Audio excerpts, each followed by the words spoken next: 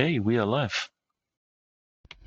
Hello and welcome. I'm Nosh, GM, and joining me today are Rigel Kent, Rocky Things, and he's running a bit late, but we will have FX Engineer joining us. And we are continuing to play an adventure set in the exciting world of J.R.R. Tolkien's Middle-earth, using the very adaptable GURPS rule set by Steve Jackson Games. Our VTT of choice is Fantasy Grounds. Today's adventure is adapted from Free League Publishing's The One Ring role-playing game and their supplement, Tales from the Lone Lands, and we will beg and borrow rules from the GURPS Dungeon Fantasy lineup and what other rule sets meet our fancy. Credit goes to all creators of these works, including the Ring Bearer font by Pete Clausen, and you can find this and past sessions on YouTube and as audio-only podcasts. Links are in the video descriptions. If you enjoy our content, please like this video and subscribe to our Twitch and YouTube channels. And with that noise, we've got, I think, FX in the chat room. Hello, everybody. Yeah. Hello, and welcome.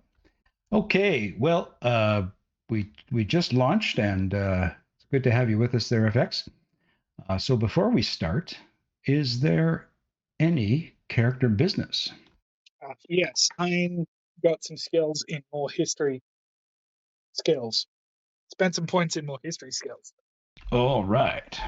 Caladorn, due to the harrowing event with the undead, spent his 5 points and improved his will to 12.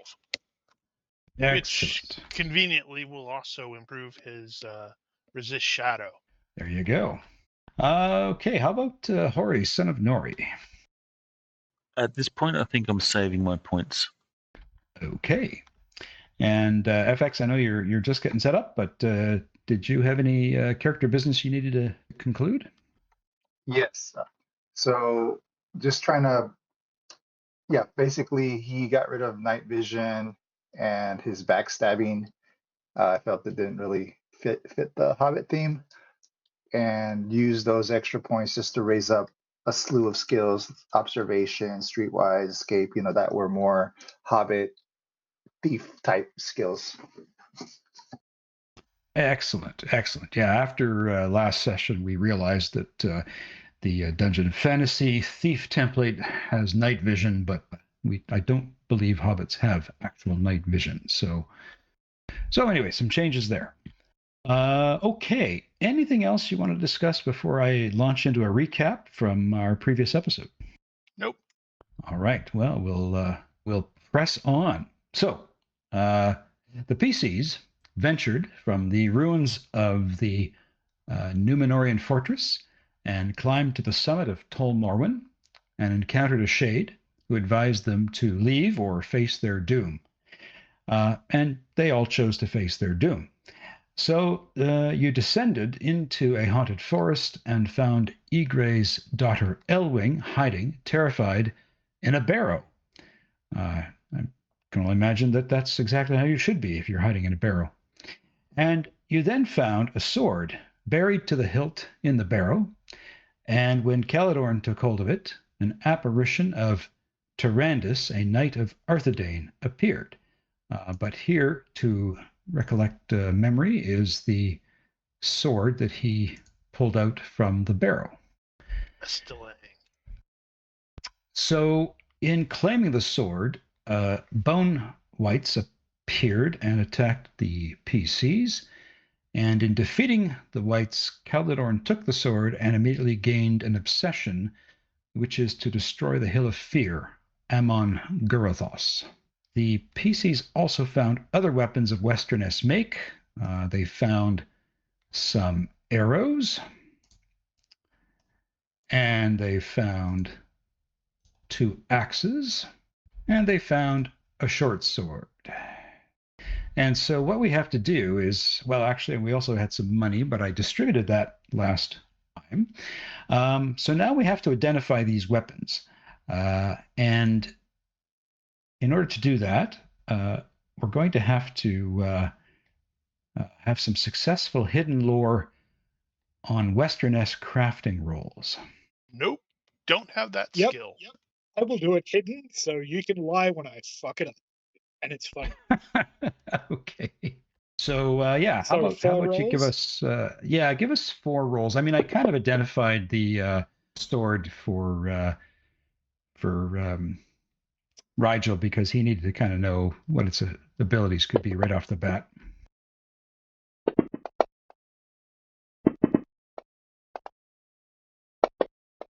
Oh, I think you were rolling on Dwarven the last 2 rolls. Dwarven history. I was. This would have popped up as botches. There we go. Okay, there we go. So what you identify, and I'm just going to drop this for you, Nain, so you can read this to everyone. And hopefully you just got that note. Yep. The weapons were likely forged by the Dunedain of Caladorn, during their war against the Witch King of Agamar, some 1600 years ago. Whether these are imbued with enchantment or not, it is difficult to say. Westernese weapons are renowned for their accuracy and ability to pierce enemy armor. That's right. Okay, so that's kind of what your lore tells you in terms of identifying these. So what I'm going to do now is I'm going to drop the actual equipment with the stats properly statted out. I'm going to give the short sword to Tolman, and I'm going to give an axe to Nain and an axe to Hori. The short sword is a regular sword for Tolman. So in effect, basically the short sword and the axes have accuracy of +1 to hit, and they have a penetrating armor divisor of 2. Nice. The arrows, they have +1 to impaling damage, and they have an armor divisor of 2. But those arrows were set aside for the elf. And do you? I think Caladorn, you have the fully statted out sword. Yes. Do you not? Yeah. Do you want to share with everyone what its capabilities are? Done. Okay, well done. So this sword basically has a variety of enchantments and sort of into the craft of the sword itself, but it's especially got powers against the undead. So a sort of a better armor divisor. It negates injury intolerance and can overcome some of the undead traits that typically beef up an undead creature. And then it also has improved damage, and then it's got some improved accuracy against the non-undead as well. But it comes with a binding obsession. Yep. I need to destroy a hill. Go figure. Yeah, the Hill of Fear. So, by all means, equip those things as best you can. Hopefully, when you drop it into your combat tab, they will work correctly. But if not, I know you can figure out how to make it work. So you find yourself with Elwing, and she is still quite terrified. Well, hopefully we can calm her down now that we have murdered all of the barrow whites. Relax, good lady. We will escort you to your father. And she says, "My father, he's here?" Yes, he brought us here. Brave the seas and all that. And you do see a wave of relief come over her face, and she nods and she says, "Is it safe?" We will make it safe. It's not getting any safer. So what would you like to do, and how would you like to do it? Let's see. Do I have a map of the Isle? Used to. I did. I used to have one. Where did it go? Yeah, I was looking in the images going, where is the map? All right, I'll share this again. There's the map. So, do you want to simply go back the way you came? Because I think what happened is you went up a bunch of switchbacks on the other side of the high point of ground, and then you went through the fortress and kind of, do you want to just backtrack your way there? Well, considering where we're at now that we're seeing the back end of this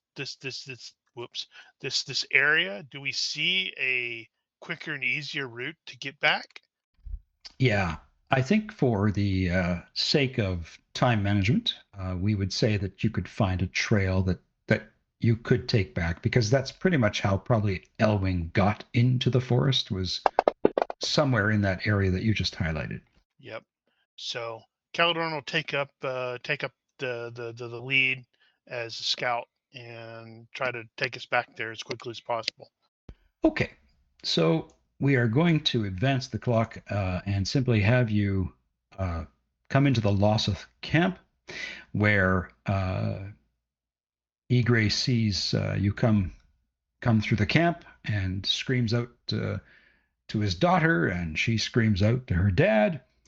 And the next thing you know, you're back on the ship, and the Lossoth look at you to say, as if to say, can we go with? Because I think they'd like to get off the island as well. Can they fit in the boat? Oh, I think so. All right. That's well, not really us. We should consult the captain. Yeah, we're going to check with the captain and say, hey, can we drop them off? Take them away? Yeah, and Egray, he's now just so overjoyed that his daughter is safe and unharmed that he's forgotten all his earlier bitterness, and says, yes, I think anything of a good heart and should get off this island as quickly as possible. And you notice, of course, that the weather has remarkably improved. It is no longer looking so overcast and dour. Well, Caladorn's making a note to, report this place to the Dunedain. We may want to try to, recover it somehow. So Egray says, yeah, he says, I want to get back to Lond Daer as quickly as possible. I have more than enough room on my ship. And Jagat, the Lossoth, he asks if his people can be dropped off simply in a bay off of the northern coast of Forlinden. And Egray says, absolutely, I'd like to help your people. And that is what you're going to do. You're going to start to make your return trip the way you came into this island. So we're going to go back into doing what we did on the way here, and that is for everyone to take a particular role. And we had lookout, we had someone who was managing the lines and the rigging, and we had deckhands, and we had marines. So would you simply like to revert to what you were doing before? It's been a hot minute. I don't remember what I was doing before. I think I was Marine. I think you were Marine as well. I think Gwython had been the lookout.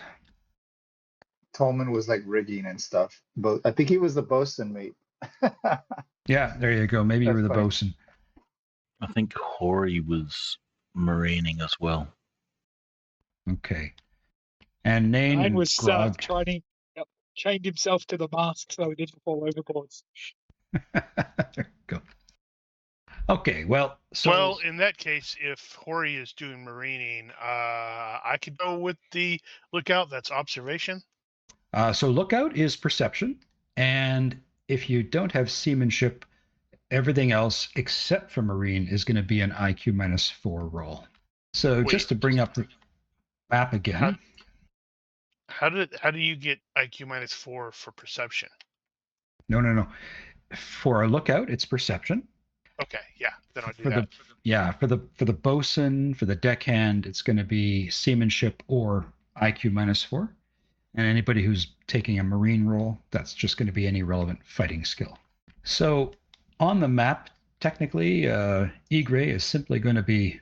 Oh, that's not what I wanted.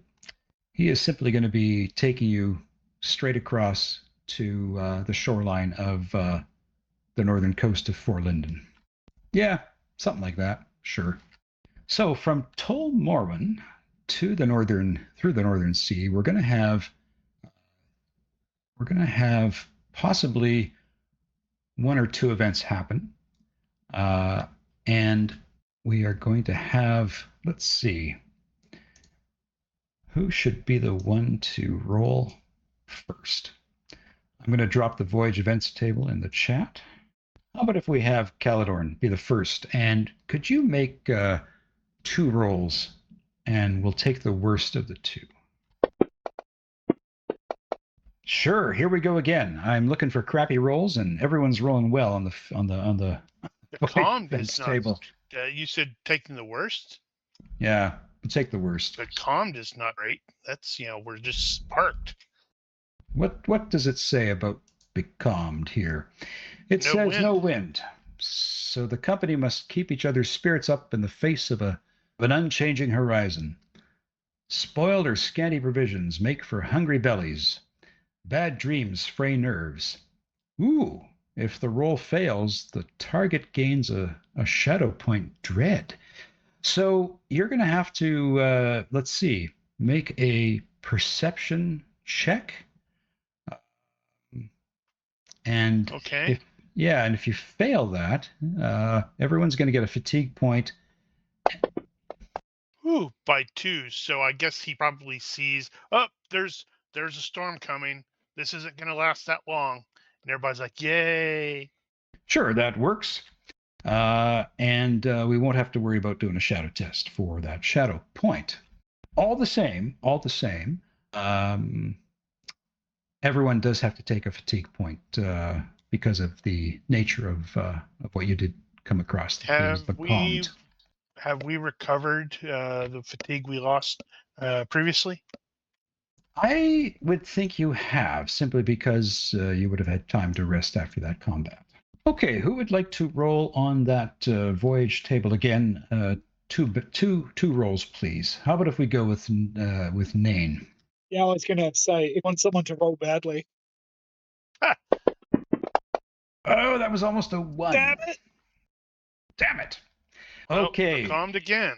So becalmed again. Okay, so this time, Nain, you were doing what? Kind of the deckhand thing or the bosun thing? Standing in the middle of the ship, I'd myself off to the mast, freaking out because I'm on water. Okay, so make an IQ -4 check for us, please. Dwarves don't belong on water. No, I think it's kind of neat. Failed by 3. Oh my. Okay. Yeah. So, okay. So everyone's going to gain another fatigue point, but you're going to gain a shadow point of dread. Dun dun dun. Now, you can do a test to resist that if you wish. And this is everyone? No, this would just be Nain. Resist is right. That's correct. Did everybody get so- fatigue? Just him. Yeah, everybody gets fatigue, but only he would have faced a shadow point. But he steeled his nerves. So This place. horrible weather on the way back across the Northern Sea. All right. Well, I wouldn't say horrible, because you'd think horrible would be like, big old waves and we're like, about to get squished. This is just like, where's the damn wind? So becalmed state, trying to get back to the shoreline. You get to the shoreline and drop the Lossoth off. They're very thankful, and they start to trudge back up north. The next trip is going to be to head down from northern Forlinden down to, I guess, the Gulf of Loon. So something like this. And I think that we'll drop Gwython off at the community of Harland. So, who hasn't rolled on the voyage table yet? Hori will go next. Hori and Tolman. Okay. So for this section, let's see. Yeah, it's an unmodified roll, so just the once. Oh, we get becalmed again. Oh well, Wow. we're being consistent. Okay, so Hori, were you acting as a Marine? I believe, Hori, you were acting as a Marine, correct? Correct. Did you not hear me? I did not, sorry. So make you choose the weapon skill, just make a weapon skill roll. Use shield. That way we can say you start using your shield as an ore. Let's see. Unfortunately, oh no, we'll do this. Okay. Succeeds on his bow skill. So perhaps there was some Bow fishing. bow fishing. Sure, that works. But Hori, what were you using your bow for? I think there was some. No, I think you're cutting out. Agreed. I got think. Damn it. Is it okay now? Yeah. I was saying I'll do the bow fishing. There's a school of tuna that have sort of surrounded the boat, and he takes the opportunity to snag some very nice fish. Excellent. So even though it's becalmed again, you do get some food, but everyone will have to take yet another fatigue point because of this becalmed state. Goodness, we're gonna have like set inland and camp overnight to recover. Okay, so let's see.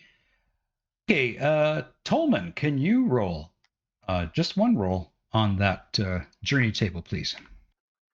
Sure. Oh, Here wait. It comes should the probably calm be- again. On the dream table. Sorry, I'll just drop it again, just on that voyage events table. If you could just roll once. Oh, I have that one up. I thought you said dream table. This should probably be long-term fatigue instead of normal fatigue. I agree, because you are going over a long period of travel, aren't you? What's the long-term fatigue? Refresh my memory. I think you can only Where is recover that? it after sleep and stuff. Yeah, I think it's just like a full night's rest, food, shelter, etc. Like I a can point a look, day can look it type. up. Well, yeah, I mean, yeah, it makes sense to me. It's not in the basic book, is it? It should I be. think it was first in the after the end book. Well, That's what I was thinking. after the end has like modified rules for fatigue, long-term fatigue. So it depends on which ones you want to go with. It's a lot simpler. What's the upshot of it? Basically, you just need to find a good place to bed down and recover. Basically, Yeah, it's fatigue that doesn't recover until you've had a day's rest and food, water, and all that sort of stuff. Okay. Well, this is great because Tolman just rolled for bad weather. So great, we're getting into worse travel conditions as you go along. So for bad weather, a storm, foul winds, a maelstrom, grinding ice in the northern sea. So Tolman, I think you said you were like acting as the bosun or bosun's mate. Can you make an IQ -4 check, please? all right. Fail by 1. No! Holy crap. Okay, so if you fail, everyone takes 1 additional point of fatigue in addition to the 2 that you would take because of this event. So this storm lashes the boat, and everybody is hurling over the side, hurling on each other. No sleep. You are just feeling wasted. So 3 fatigue points. Well, what was the IQ roll for? Is there, because maybe I have some skills or abilities that will help. No, it was you're either rolling versus seamanship or IQ -4. And I don't think you have seamanship. No. Yeah, it's all good. It's all good. This is just a crappy portion of the trip where the weather was horrible, and there's not much you can do about that. Okay, so we head down from Harland down to I don't know. Once we Lond get to Daer. Harland, once we get to Harland, we may strongly recommend.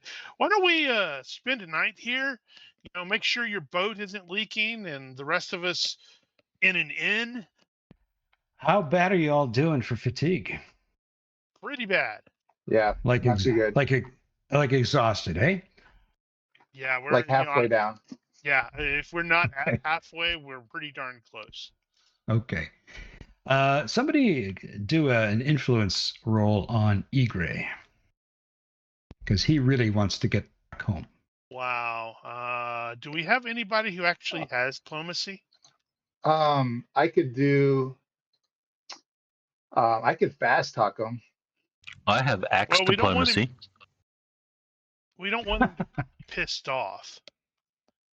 I can make him not stuff. Wow, we are not a very sociable crew, are we? I think Fast talk Nain works. had I think Nain had done some musical influence while I think Hori had intimidated. So yeah, you could go and try this with the fast talk. That was meant to dissuade our performance. Well, Success by 6. I'm going to make untrained diplomacy skills simply so I have an excuse to put a point into it next time. Unfortunately, I'm not very diplomatic. All right. It's Tolman, the yawning. do you want to try your fast talk? Sure. Doesn't Caladorn have leadership? Fast I don't know talk. what's. Oh, wrong one. I don't know what. Fast talk succeed by 4. All right. Okie dokie. So yeah, I do have leadership 10. So Egray agrees.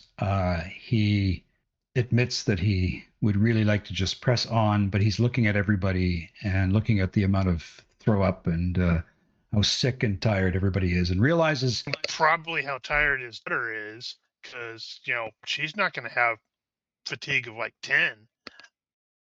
He realizes that it would be unwise to continue sailing with such a sick and depleted crew. So yeah, a night so in you an inn with ale and singing and dancing and warm beds and warm food. Just think how awesome that'll be.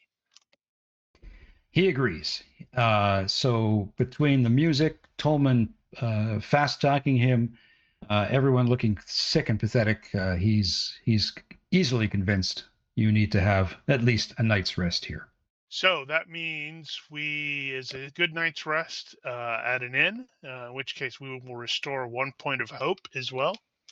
Yeah, I was just about to take a look at restoring I was hope. Like, ooh, I forgot it was so low. Yeah, so basically a good night's rest stores 1 point of hope for each of you. And if Nain wishes to use some story and song, he can also increase that amount. And so if he has enthrallment, sway emotions, or persuade, a successful roll will add 2 points of hope. A critical success will restore 3. However, can we go over our max? You can't go over your max. No, you can just restore your hope to its full measure. And but for you, Nain, if you're going to use those skills, if they involve a fatigue point cost, it's gonna cost you fatigue to actually use that. Don't they do normally? Okay, so he got a success. So everyone gets 3 hope points restored. Total of 3? Yes, Total sorry, of they 3. do have it does have a fatigue cost of 4. Yeah, I don't think that fatigue is anything too great, is it? Luckily, he's gonna. Yeah, but luckily you're gonna be like sleeping here tonight and recovering it. Yeah, I think you'll be fully rested and fresh in the morning. So let's do that. You stay at an inn, and in fact, the music is so entertaining, even though the elves are somewhat put off that it's a dwarf who's being so damn entertaining. But what is the cost for staying in a hotel? I have 755 copper farthings. I am willing to pay 755 copper farthings to sleep to recover everything. Oh my Clearly, gosh. money is not a thing to him. Right. I would say that probably 100 coppers will get you and your friends a good evening's sleep. Bargained well and done. Right. Okay. So you continue on the next day to. Well, here we go. Thank you, Tolman, for dropping that It's just in. an idea. Yeah, because I don't have these things on the top of my brain. Okay, I'll tell you what. That's from the characters book. Okay. So let's. I think we're just going to stick for ease of simplicity here. We'll just stick with the 100 copper for each of you to get a good sleep. And you carry on down the coastline of Harlinden all the way back to Lond Daer. So that's going to be 2 more rolls, and these are going to be favored. So you can roll twice and take the better of the 2.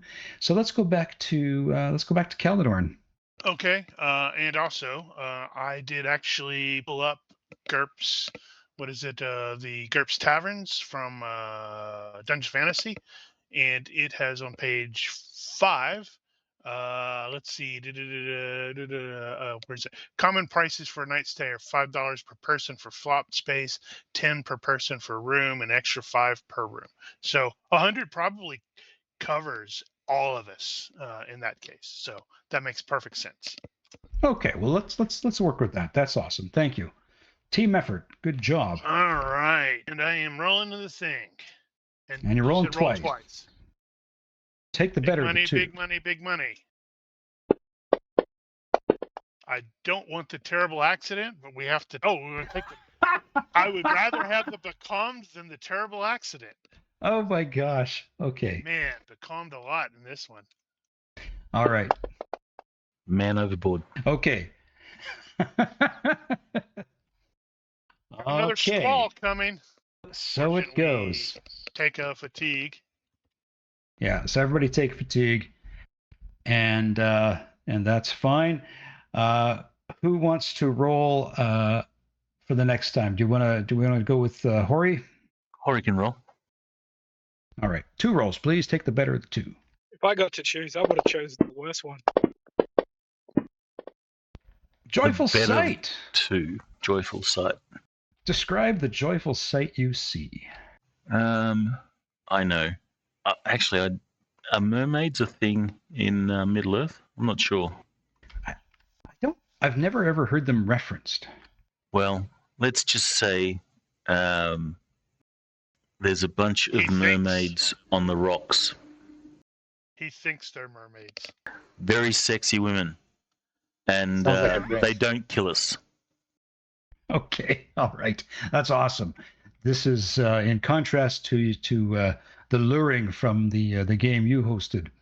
And we're not in an icebound harbor. You're coming into Lond Daer. So you see these gorgeous women welcoming you back to the safe havens of Lond Daer as you see the joyful sight of them and the end of this very weird, becalmed trip.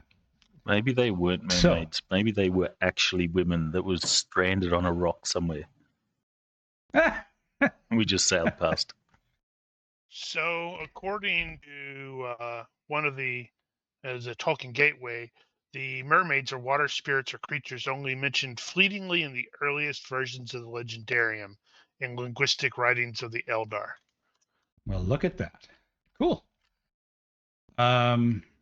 Well, whatever it is, these women, whether they're mythical or real, fill all of you with such joy. You all get 1 hope point back if you're still lagging in the hope point department. Hey, I had to use a lot of them during those fights. Okay, so you are now back in Lond Daer, and I'll ping that for you on the map, just at the very bottom edge. And what do you do as you get to Lond Daer? Well, we have to report to the queen that we have successfully completed our mission. All right. Well, you make your way to her court, and she is much relieved and happy to see you. And she says, "Please tell me, what did you experience, and how is how is how is my sailor Ygre?" Yeah, he's here with us, isn't he? Yeah, he comes in and he's got his daughter with him. We managed to successfully retrieve, Oh, I think you cut out there, Roger. Okay, test. Yep, can hear you now. That's super weird. Right, so we managed to successfully rescue Master Ygre's daughter Elwing and visited the Island of Darkness, or Tol Morwen, where we fought whites. So she is her face kind of like pales at the mention of whites, and you hear Aeglian gasp very, very sharply. And so Queen Nimue says, "You have walked in shadowed places where few dared tread, and yet you did not falter. You brought forth light again and returned Elwing to us. You have our gratitude. I am not as wise as Gandalf, but I beg you to seek out his counsel now. The shadow you have disturbed may yet stir again. Rest now, brave ones. Let the weight of your journey fall from your shoulders, if only for a moment." And at this, Eglaean will come forward. And he says, The crazy eyes. Yes, and so he's even more disturbed. And he says, "All of my life, the stars have mocked me, my visions proving false. Yet now what I foresaw has come to pass. To be right at last does not bring me pride. It shakes me to my core, for truth is a heavier burden than failure ever was." So the queen bids you stay in her royal apartments for the night so that you can rest well, be fed very well. And she asks Nain to play a song and recount the brave acts that you all undertook. Nain bangs his drum and blows his horn while Grog plays his oud in accompaniment. There is no dictation of events. Okay, so That's weird. Brave Sir Robin. Sir Robin ran away. there we go. All right, you bang your drum, and she's. I'm not going to have you roll entertainment. Well, maybe I should. What if you critically fail? Oh yeah, that's it. I mean, everybody gets a good night's sleep, but you're kicked out of the royal apartments. First thing in the morning. Fuck off! I have too many souls. Oh, very well. Aww. Very well. Okay, so Maybe he does that while Caladorn is giving the just the facts, ma'am, recital. So it sounds much cooler. Awesome. Geez, Caladorn, do you have like any performing skills whatsoever? Performance skills? No. Like singing or public he can speaking? Mimic bird calls. But Nain will provide default public speaking. Maybe pick it up later. I think this is worth a shot. Okay, let's see how my dice are gonna screw me over here. But wow, not bad. Hey, only by 2. I'm going to say that with Grog's excellent music playing, it tempers your speech, and we're going to say that's still a success. It's Grog's, but not Nain's. Nain will provide a written account of everything. Okay, well that she very much would like to have for her records. So, remind me, Nain, do you have a pony here? Yeah, the pony would be here somewhere. All right, so you all fall asleep, and as you drift off into deep sleep, each of you has a dream. Uh-oh. Each of you has a dream of a frightening, dark hill that perhaps is made of earth, but perhaps is made of something that is growing, and it's looming over whatever you consider to be precious. Maybe it's your home, maybe it's where your loved ones are, but you all have this horrifying dream of this hill looming. Not my book. I think AI did a fairly good job of rendering your personal appearances there. So you wake up a little tired, unsettled by this dream. What do you all say to each other? Not a thing. I'm waiting to talk to Gandalf. Okay. Does anybody choose to mention the dream, or do you all keep that to yourselves? Maybe I should say, what is your reaction to the dream? What a weird dream I had last night. I also was plagued by strange dreams. It was horrible. Why do we keep hearing the same weird dreams? It's fate. Now we need to seek out Mithrandir and ask him, what the hell is going on, bro? Okay. So we're going to now, I'm going to get you guys to, I guess, decide what you want to do and how do you want to get back to Bree, because this is an opportunity for you to actually call up the player's map and actually use the pointer to plot out how you're going to return to Bree. Find Bree. Bree is here. There it is. What is up with Tharbad? Can we take a boat up to Tharbad and then go north along the road? I suspect that there are vessels going up the Grey Flood up to Tharbad. We should go underground. There's no way to go underground. Or did you say on the ground? Under or avoid boats. Overland is better than boats on rivers. Yeah, I'm totally fine with, hiking because, well, he is a ranger and all. I seem to remember there was something about Tharbad, like was in a bad state or something. Well, Yeah. I, for one, have had enough of the water. I'm good to walk there. What does the halfling think? Oh, maybe the halfling's away, doing halfling things. I think that Tharbad is perhaps deserted. I don't remember if it's deserted or, man, I remember reading something about it, or if it's like, just like super declining or dying or something. Something like that. What is the, geez, I got to remind myself, what is the actual time frame right now? What year was it again? It is 2965. That's what told us previously. 2965. So Single King rules Rohan. Bard the Bowman rules Dale. Turgon is the steward of Gondor. Aragorn is 34. And Hobbit took place 24 years ago. yeah, it says that says here that after the fell winter in the 2911 and in Third Age 2912, Tharbad was ruined and deserted. Oh, okay.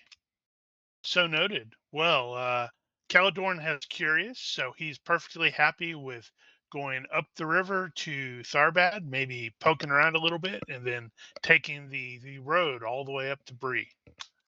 So what is the company's choice? Are you going to try to get a barge or somehow get on something that is floating products down the Grey Flood? Or are you going to go on foot and use the pony to carry all your gear? Well, it sounded like Nain and Hori were very keen to not get on another floating object, so... Yeah, that's valid. Plus, all of us are probably like, oh yeah, we need to kind of get our land legs back. Plus, Hori's So Okay. hoof it. Hori's a follower. He's not a leader. So if Caladorn says he wants to go on the boat, or whatever Caladorn says, Hori will sort of reluctantly follow. If it's the boat, that is. All right. Well, Caladorn, You're going to go on foot, I take it? Yeah, foot's fine. So what I'd like you to do is to use your pointer, and I want you to plot out the course you're going to take to get from Lond Daer up to Tharbad.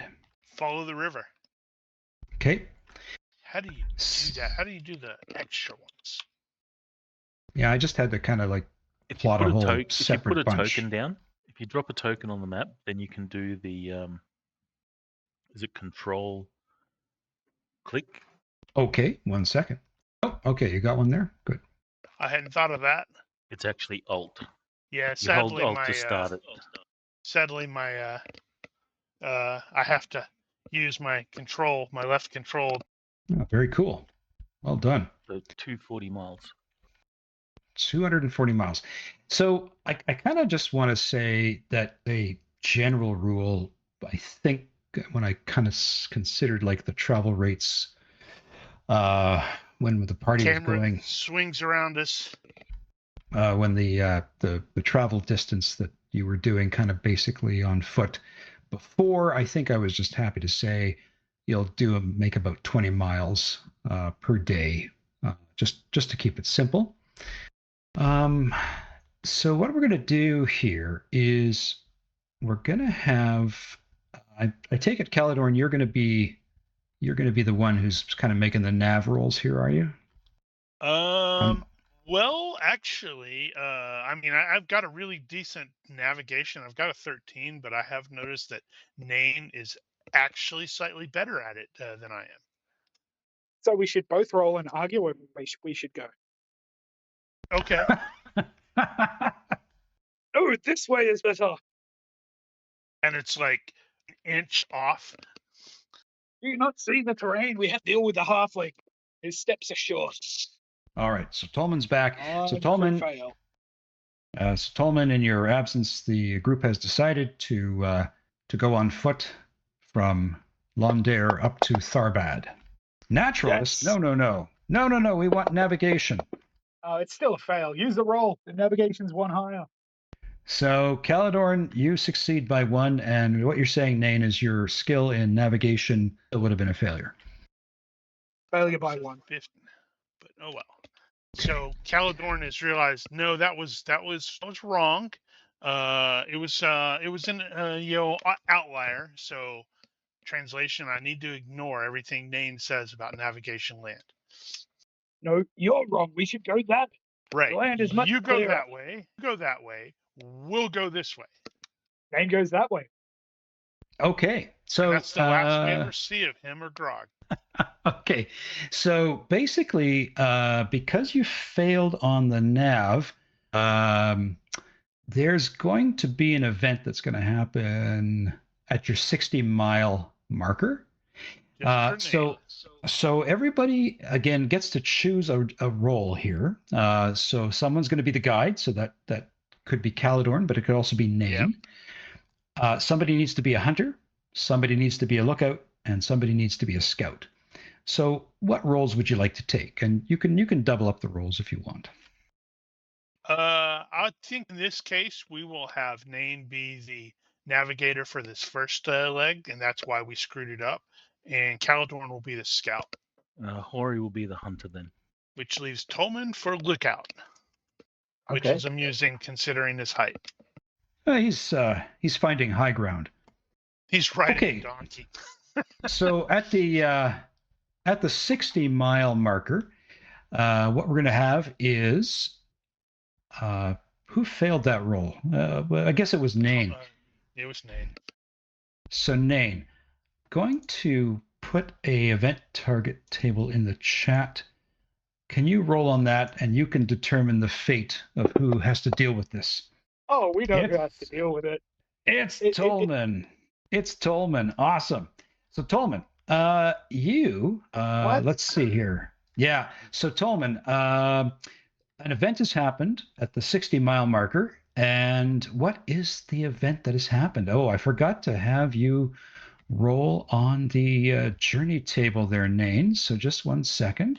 Here's to hoping it's orcs. We haven't run into enough orc yet. 1 second. This wouldn't have happened if we went the way I said in the first place. No, we did go the way you said in the first place. No, we stood around and argued for an hour before we left. Okay, so Nain, on that journey events, there is a mishap.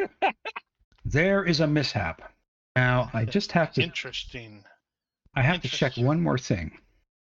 Yeah, it doesn't really make it clear what it is. Terrible misfortune, despair, ill choices, mishap, shortcut, chance meeting, joyful sight. Interesting. So a mishap. I probably didn't flag that in the notes on that table, did I? Not on the table, no. It just says tap. Okay.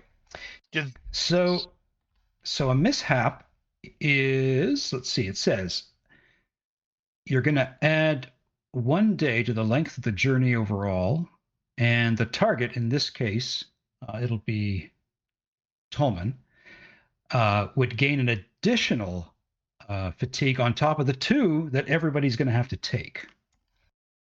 So, Great.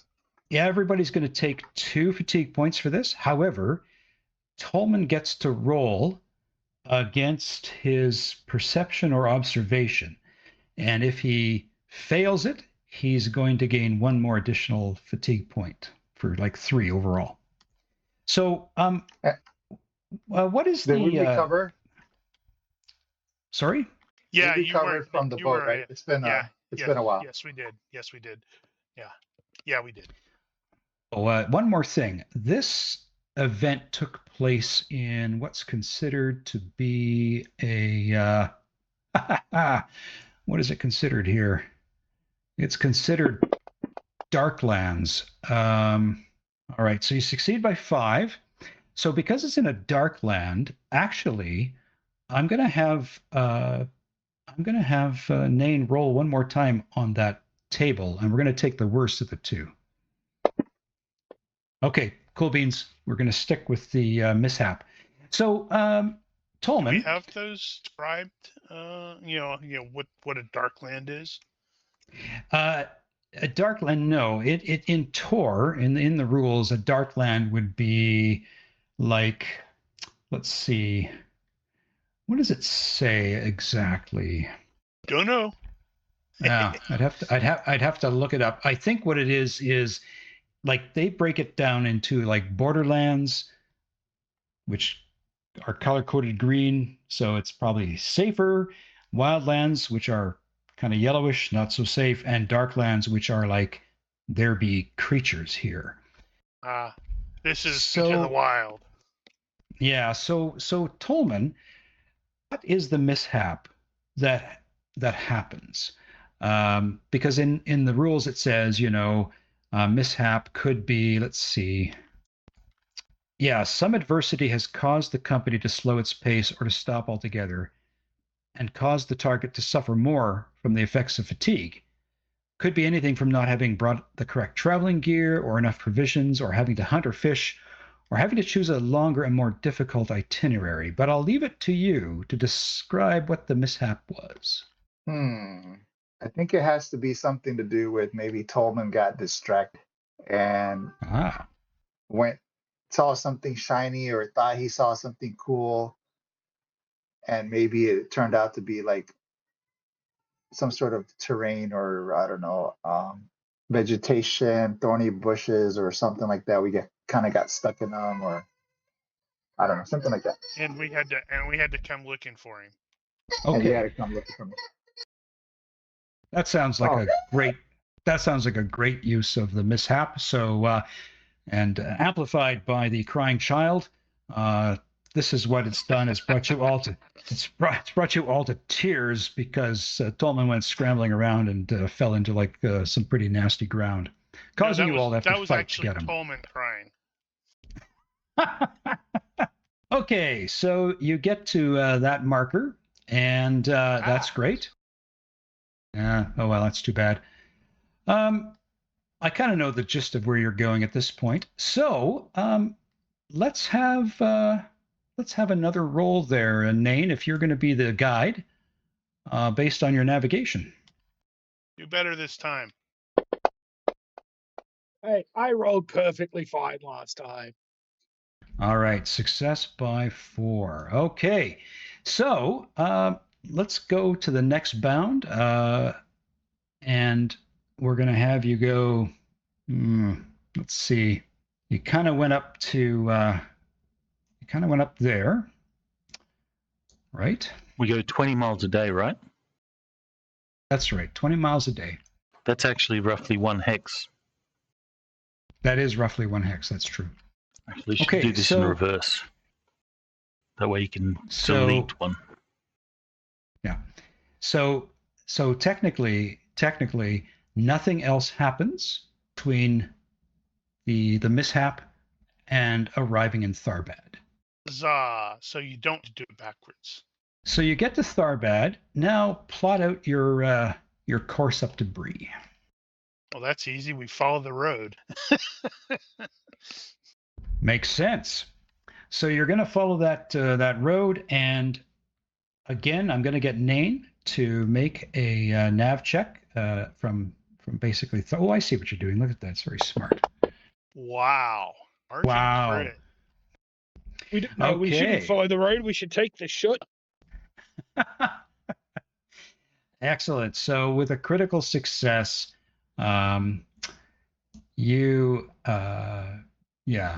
basically there's going to be an event that takes place. Let's see here. Needs to be near the Barrow Downs. So it takes place here at the crossroads. So at the let's see. The crossroads is considered wild land. So yeah, you made a roll. We got to have you make a journey events roll first. Make the hunter do that, and he's the one. Too late. Okay, so what did you roll there? A shortcut.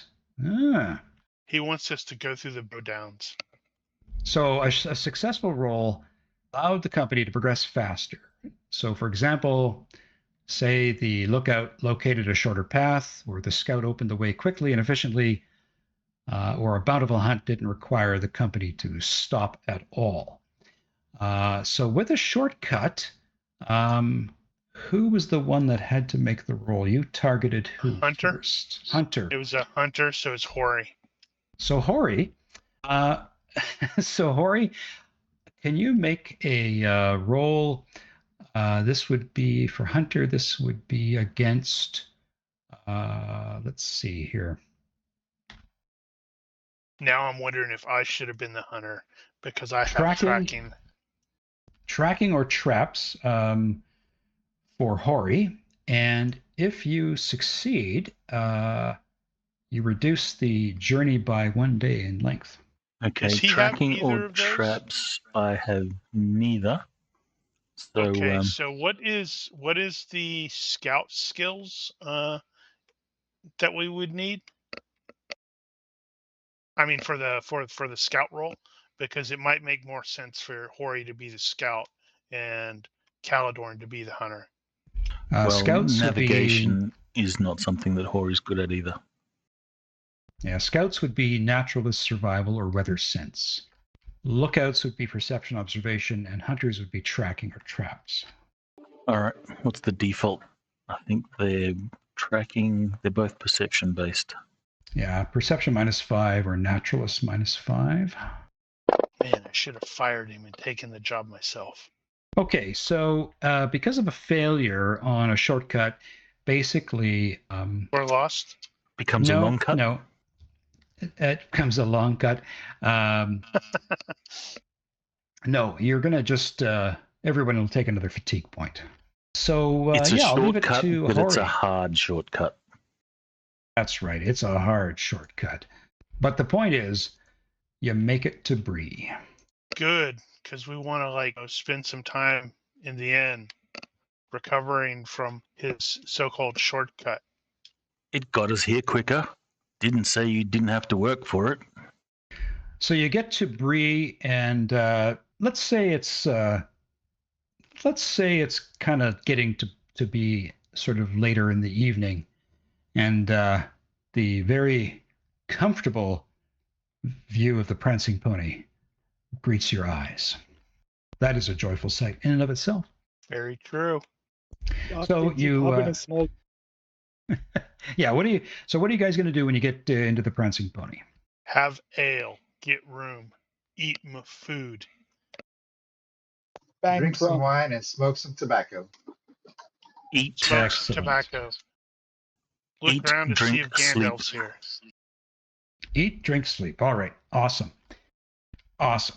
And see if there's anything that I can acquire. Okay. Well, as is the nature, the Prancing Pony is full of patrons drinking and eating, and games are being played, and dice are being rolled. And a bath. Need a bath. Let's start with Caladorn. What are you going to do? Get in a bath, in a room, getting some food. Okay. Let's say that we're going to go for. Thank you. You tell me. What do you want? Let's see. So he's going to get his own room. Let's see. I think he's going to spend the extra 5 for, private room, and then I don't know, $5 for the food and bath. So total 20. Make it so. Making it so. What about Nain and Grog? Probably play some music and write some stories. My stories mostly just it's more like notation, documentation of the journey, the things we saw, the nice ones that Tolman got himself trapped in. Yeah, don't forget those. Okay. Of course not. There were thorns. Do you want to try to entertain people, or are you going to just hanging out, doing Grog, doing your own thing? Mostly just me and Grog doing my own thing. Some people are probably amused. But yeah.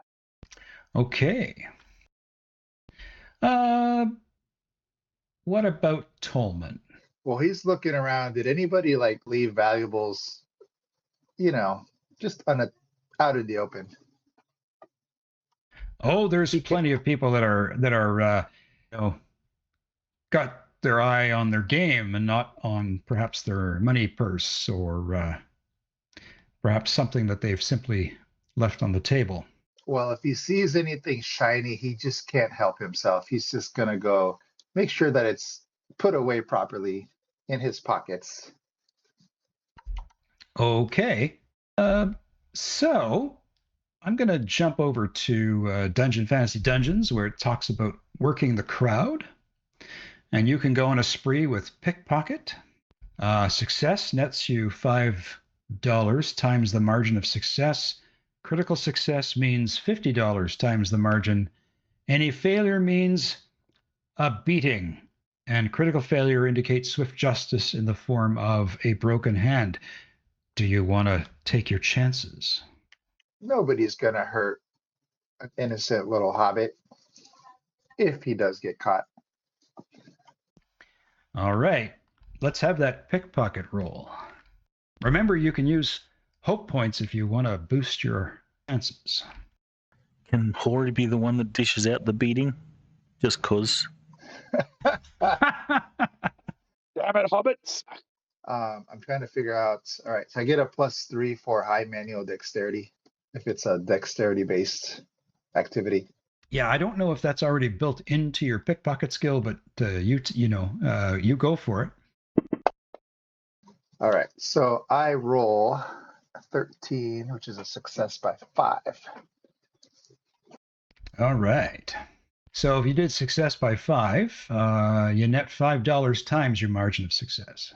So I'll leave it to you to decide whether that's like a bauble, a little jewel, a precious stone. I think maybe somebody just left their little money pouch. They were gambling, and they just, they left it unattended. So I'm making sure that I'm taking good care of it. So, and he had about 25 coppers in there, etc. And he just started a fight. Interesting.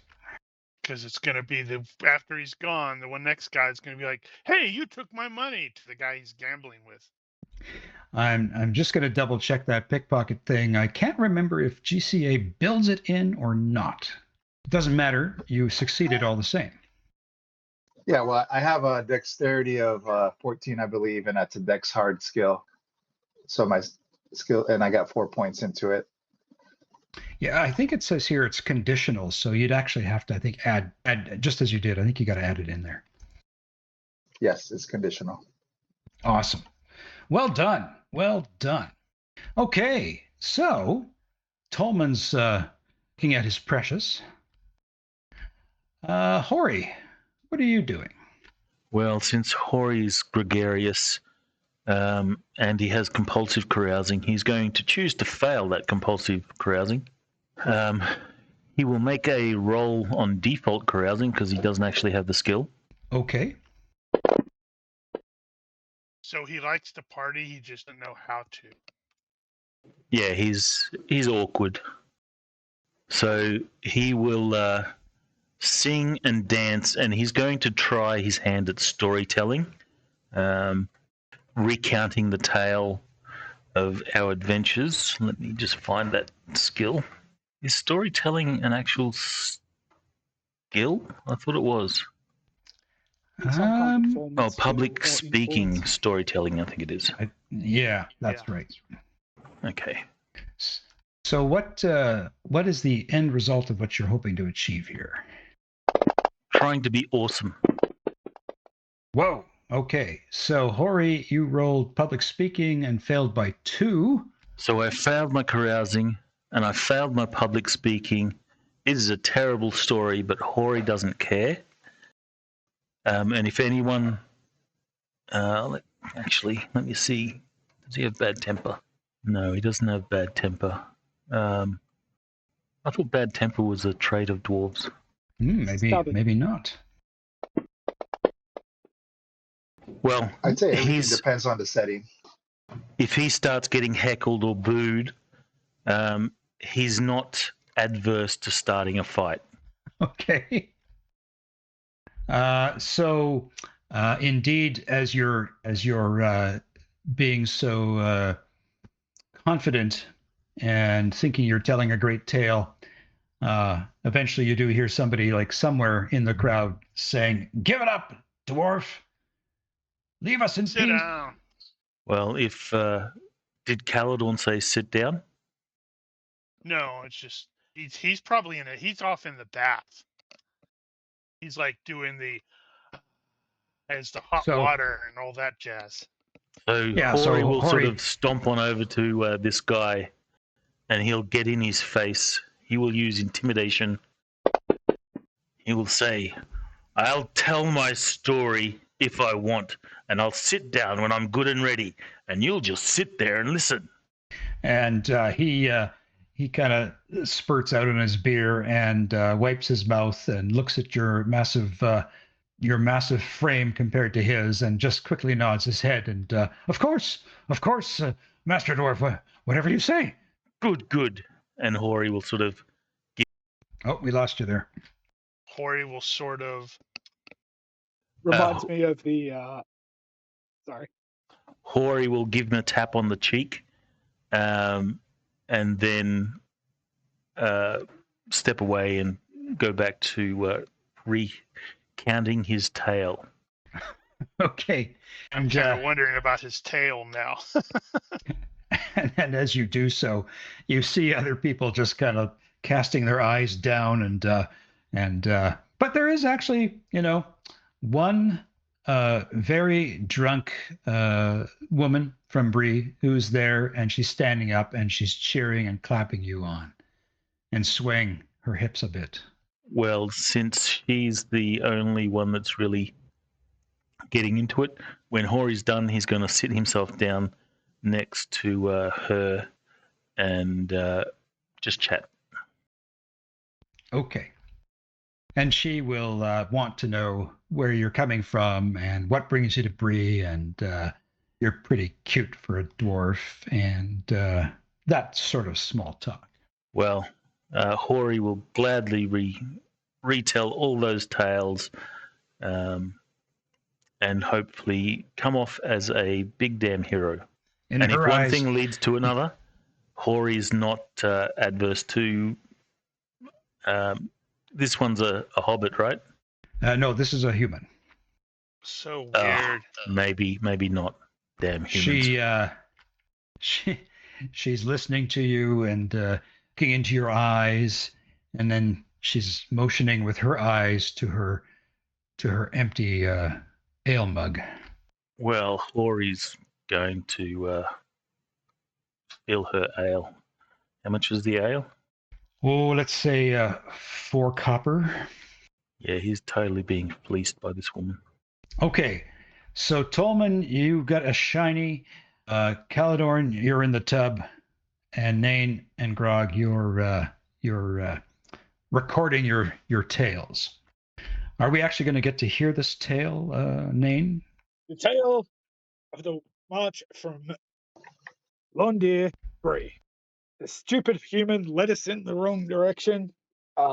We got there eventually between Tharbad and Bree. I found an excellent shortcut that got distracted because the human doesn't know which way is up. Really, dude? Really?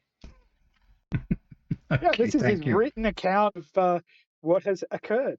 So, of course, So- he looks good in his own written account.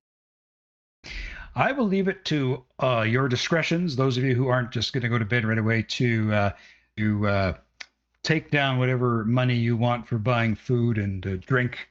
We'll keep that simple. I don't want to go into the weeds of that. And the evening passes, and Hori, do a universe reaction roll. Let's see if you wake up and you're alone. On a good or better, you're alone. On a neutral or worse, You're in not the alone. stables. I really hope he rolls really bad and ends up with no pants. In the stable. Tolman stole his pants. Okay, so I'll leave it to you, Hori, to describe how your evening progressed and where you found yourself in the morning. All right, well, Hori will find himself in the stables, except he is entirely naked. He doesn't quite remember how he got here, but he's entirely naked and his money is gone. Oh, no. I shall remove his coin. Okay. So I'm now going to turn to the others and explain to me how your morning starts and what do you do. Let's start with Tolman, unless Tolman's away. We'll move to Nain. No, so, well, go ahead, but I'm here. Sorry, I was trying to press the right button. Okay. Yeah, Tolman, how do you start your day? Well, as any other proper day, I start with, my first breakfast in the morning. And then if I'm still waiting for everybody else to wake up, I have my second breakfast, my nines breakfast, all that stuff. All right. If anybody left their things out, I'm going to make sure that I put them away for them. Okay. So Tolman's busying himself with hobbit things and filling his stomach. What about Nain and Grog? Wake up, breakfast, be absolutely astounded by the amount of food that the hobbit seems to make disappear inside himself. Okay. And Caladorn, how about you? Caladorn's up very early and probably out of the inn, checking in some stuff, checking in with various people because he does have that duty to protect Breeland in the Shire. And when I rolled it, it looks like it triggered. So he's checking in, asking about what's going on, latest rumors, etc., and probably visiting some shops, swapping out some gear. And as you are leaving the inn, you can kind of hear the horses neighing and sounding a little disturbed. That's fine. They have stable boys for that. Oh, wait, hold on. I should probably double check something. They've got stable boys for that. Okay. So, Hori, what are you going to do? You're nude in the stables. I will curse. Damn it. And he'll just walk out of the stables. He's not ashamed of his nakedness. He'll walk into Luckily, the his beard covers the important parts. he will walk into the inn, and he will say, "Curse it! I think that little minx from last night, she robbed me. She took everything."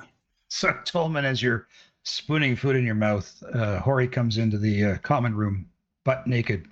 Tolman's away. And Nain, you see Hori come in, and he's butt naked. Getting closer to nature, I see. Not intentionally. Has anyone seen that woman that I was with last night? You were with a woman last night? Hori will stop and think. I hope so. I ended up in the stables. At least I think it was a woman. I've not been that drunk before. Either way, all my money and all my clothes are gone. Maybe ask Tolman.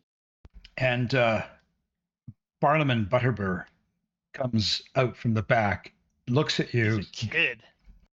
He drops his. I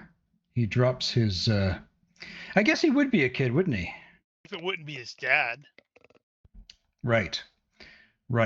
I think when we initially played this a long time ago, I probably had Barlaman Butterbur as a player or as an NPC, and we didn't think about that. But that's a good point, because this is some years before. But they never say how old the guy is. But anyway, let's say it's Butterbur, the senior, and senior comes out, takes one look at you, and says, "Master Dwarf, pants now." Hori will go, huh, all right. He will then start upstairs, scratching his hairy ass, stomping all the way till he gets to his room, and he'll put on a change of clothes. And the innkeeper simply shakes his head and is silently grateful that nobody was in the common room beyond just Tolman and Nain. Bloody dwarfs. So, Caladorn, what are you basically trying to do as you move about the town? He's replacing some gear. And it's an actual town, so I was just going to take the normal stuff and pay the normal stuff. He's not a particularly good merchant. And also, asking for like rumors. What's happened recently? Is there anything big in the news? And people don't really have much to report. They've said that there's been some word of some banditry along the road to the east. There's been some talk that perhaps some Southerners have been poking about, and some Dunlanders that have been looking rather sketchy, hanging about in Stattle and Combe and Bree. That doesn't necessarily surprise you, although the fact that there might be a little bit of increased banditry is something that you thought is a bit odd. May have to investigate. And Tolman, just to say that as you were feeding your face, Hori came into the common room completely naked and was told to go upstairs by the innkeeper to go get a fresh set of clothes. So that's something you got to see while you were having your second or third breakfast. Yay, and spectacular sight it is. Do I lose a hope point for that, or do I gain what's the other one called? You gain a dread point. A dread point. Yeah, no, but it certainly made you look at your fresh buns differently. Gain some shadow point from that. So, Damn, I didn't take artist drawing, so I can't give him a sketch his own answer. small mercies, eh? So basically, yeah, Caladorn, that's what you hear. And I would say just make a perception roll All right. or an IQ roll, whichever. Always perceptions. It's like 3 points higher. Success by Okay. 3. So you're suddenly aware that you have not seen Gandalf, Well, that's not big of a surprise. and well, you're just kind of curious that he did send you on this quest. I'll have to remember to ask the innkeep in the Grey Pilgrim left last time. So, Hori, you find a fresh set of clothes, and Caladorn, you come back to the prancing pony, and Tolman has a stunned look on his face, I think. I'll leave it to Tolman to describe that. And Nain. I think Hey, Tolman will doesn't pretend he didn't see anything. So, are we heading for that creepy hill we saw in our dreams? Well, we have to find it first. Innkeeper, what's up with Gandalf? Where'd he go? When'd he leave? He sits there and thinks for a moment. I don't think I've seen Gandalf for at least the last couple of weeks now that you mention it. Well, that's unfortunate. Did that old human guy find like the bucket? He's not a human. He's a wizard. And Hori, you come downstairs, freshly dressed. The innkeeper smiles at you and nods. Much improved, Master Dwarf. Much improved. Uh, Why are you wearing those old ratty clothes? What happened to your good ones? I'd rather not talk about it. But if you ever see that woman that I was with last night, I believe she robbed me. What would you like to do for your remainder of your morning? Well, let's see. So Caladorn's going to have to obtain some like ink and parchment because he needs to send some letters to various people, like to the Dunedain, and then leave one here probably for Gandalf, basically explaining all we did and the weirdness that he has happened to him, and wants to find out more about Esteling the Unyielding. You see Okay. many fighting supplies and books sprawled out in front of Nain. Good point. Yeah, I'm not sure I just trying to take it from Nain. So the door to the prancing pony flies open, and you see this. It's a ninja. Oh, maybe not a ninja. If Why it was did a you say ninja, it we like wouldn't that? see it. Why did you say it like you see this and you show an angry woman with a broom? Yes, that's what you see coming into the inn. And she's got the broom, and over her shoulders are a very wide pair of trousers and a shirt that Hori sees and recognizes. What are you doing with my clothes? Is it the And woman she, from last night? it's not the woman, not the woman, not that you can recall. And she looks at you all and she says, "You there." And she storms in with her broom and she raises it up like a cudgel and she says, "You're them adventurers, aren't you? Friends with Gandalf the Grey, aren't you? Well, what are you going to do about my ham fast?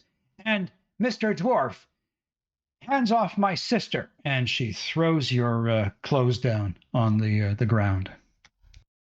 "You should be ashamed of yourself, Master Dwarf." Damn it, woman. She robbed me. She took everything I had, including my pants.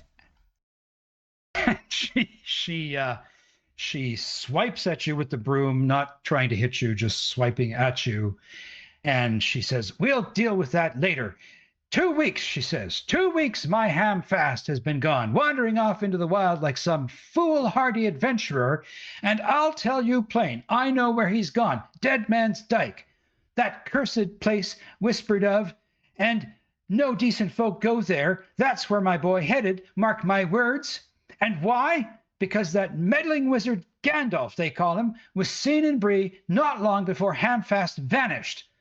I saw the way the old conjurer spoke to him, filling his head with tales of treasure, of glory, of heroism. Heroism? Bah!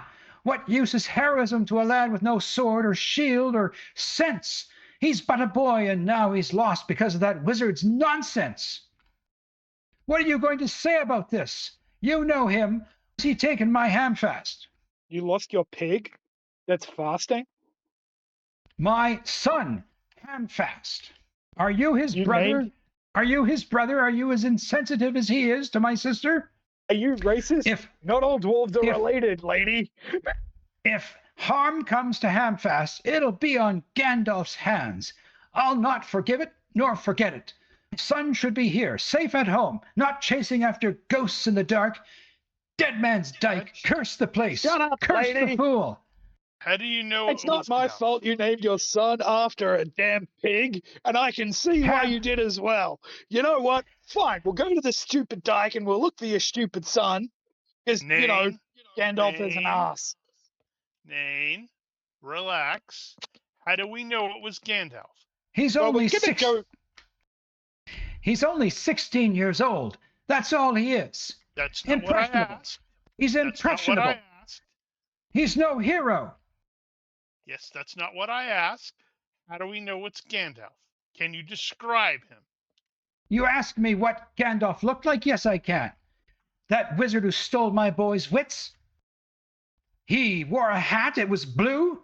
He had a silver scarf, all fancy-like. That's for starters. He had that beard and those eyebrows. That's the face my Hamfast saw. That's the face that filled his head with dreams. A blue hat, a silver scarf, and a long beard. Need I say more? And those terrible eyebrows. Enough to make a boy believe in treasure and glory. Enough to send him chasing death at Dead Man's Dyke. Interesting.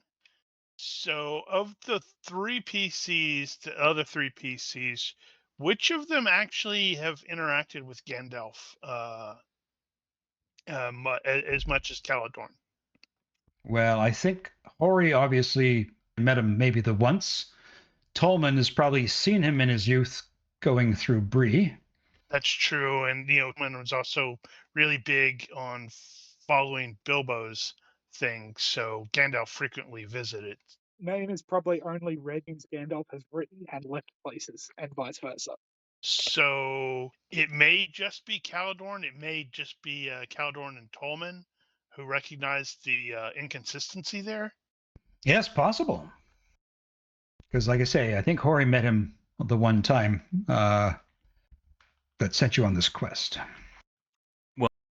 But he is Gandalf the Grey, so he would not be wearing a blue hat and a silver scarf.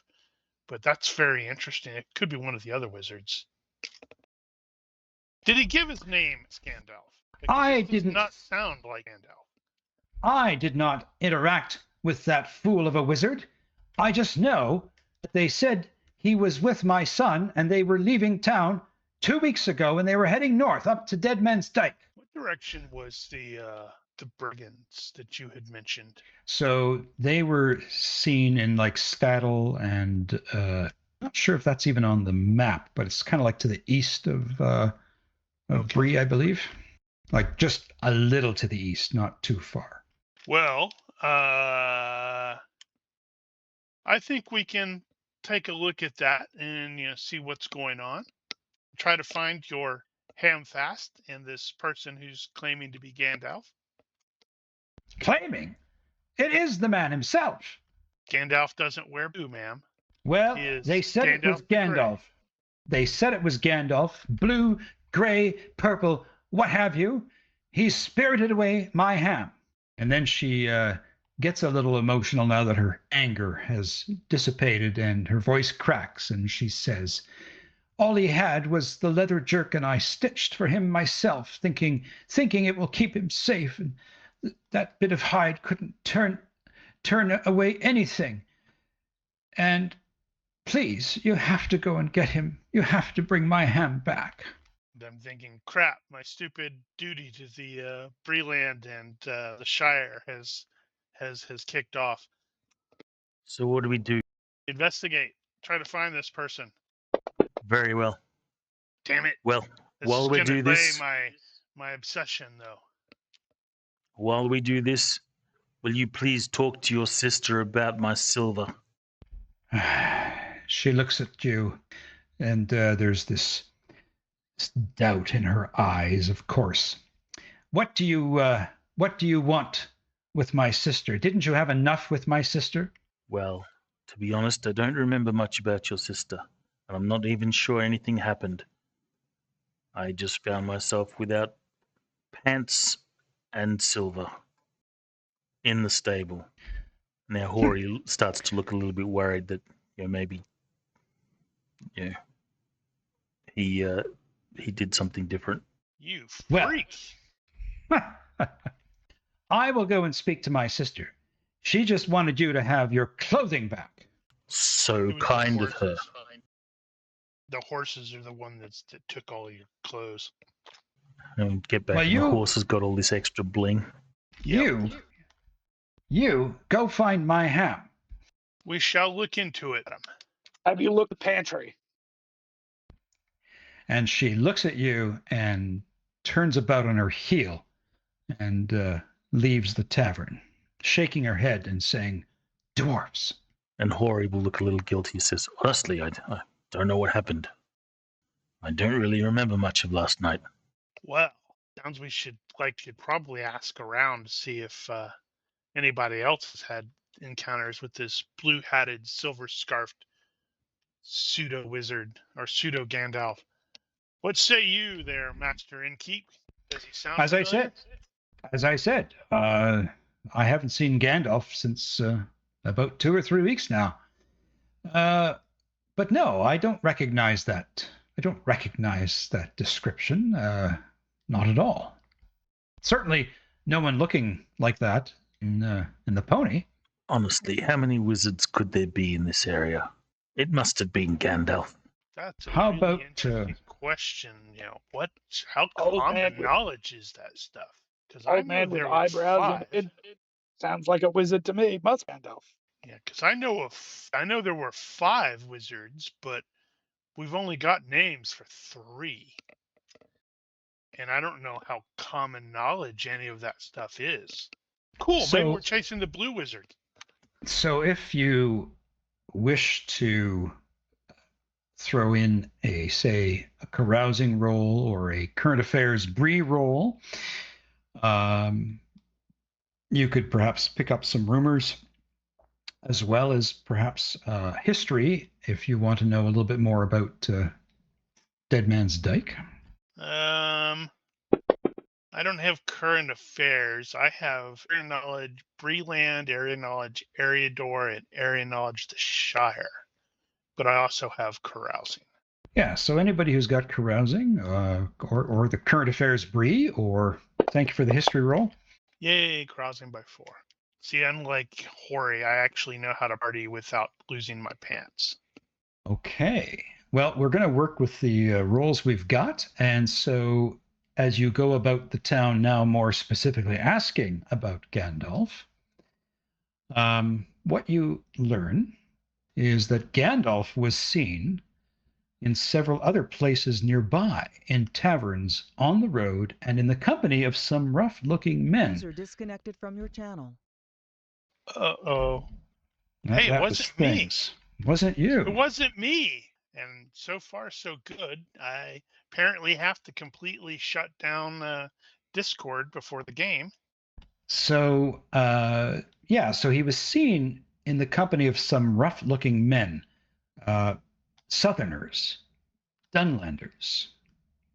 That doesn't sound peculiarly Gandalfy. Okay, and let's see here. We'll go to the next thing you observe, and that is, you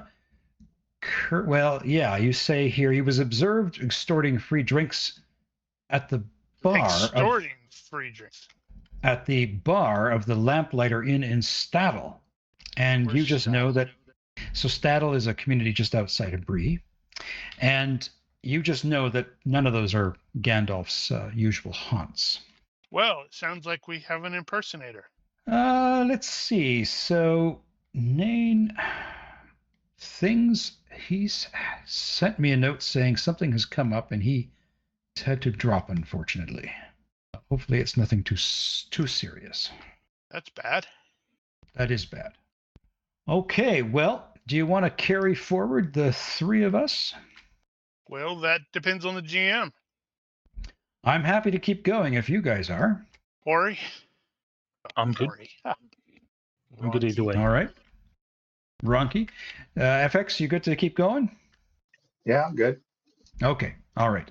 Well, we'll hope things are things. We hope things are good with things. Okay. So we are going to carry on. Let's see here. We've got. So that's what your carousing and sort of hobnobbing with people has brought you to. So yeah, none of these are Gandalf's usual haunts. And Nain had succeeded in a history check, and so what I will share with you, what he was going to share with you, is that let's see here about Dead Man's Dyke.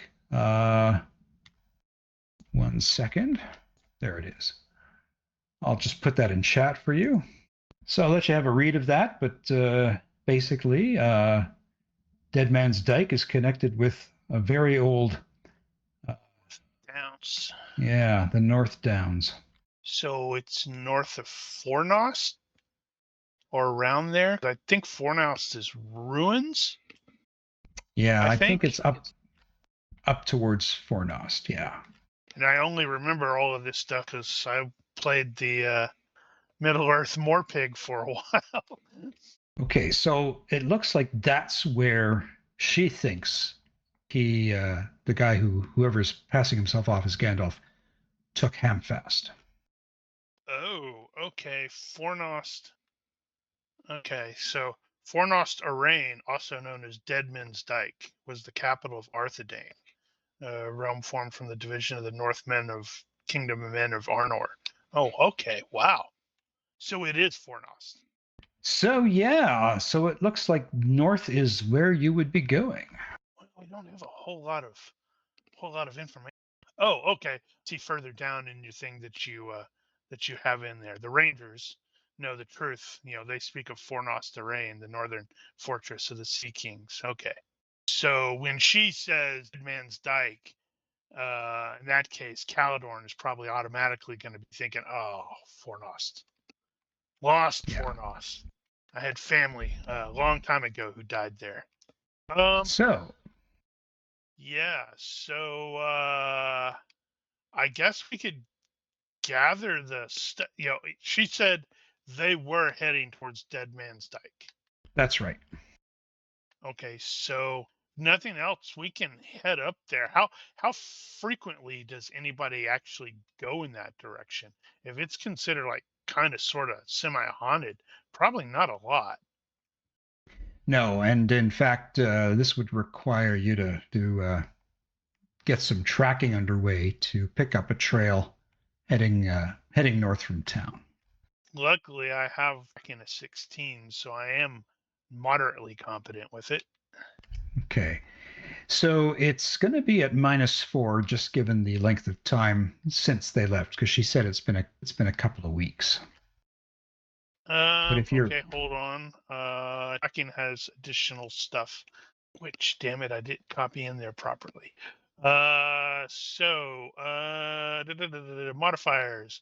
So -5 if the trail is more than a day old, -10 if more than a week old, +3 if you're following a man, or +6 if following a group of men. So when did she say it was? she said it was 2 weeks ago. Okay, so that's -10, but it's a group of men, so that's +6. So that brings it. Yeah, you're right, -4. Yeah. Wow, it's like you did the math beforehand. I might have, maybe. 6 days So yeah. travel. Sorry, I was adding modifiers. Oh, Just barely. okay. Just All right. barely. Just barely. So you pick the trail up, and it takes you north of Bree, just as you thought it should if it's heading to Dead Man's Dyke.